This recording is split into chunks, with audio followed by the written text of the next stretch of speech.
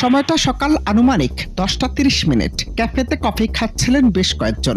সকালে শান্ত পরিবেশে হঠাৎ সেখানে হাজির এক ডাকাত সদস্য। বের করলেন নিজের কাছে থাকা অস্ত্র, কিন্তু ডাকাত যে ব্যর্থ, কারণ সেখানে ছিলেন একজন চৌকস পুলিশ কর্মকর্তা। একদিকে ডাকাত, অন্যদিকে একজন পুলিশ কর্মকর্তা। মুহূর্তেই বদলে গেল দৃশ্যপট। অস্ত্র বের করে ডাকাতের দিকে গুলি ছোড়েন তিনি। বেশ কিছু সময়ের উত্তেজনার এক পর্যায়ে আত্মসমর্পণ করে ডাকাত সদস্য। চাঞ্চল্য করে এই ঘটনা ব্রাজিলের রিও ডি জেনেইরোর একটি ক্যাফেতে।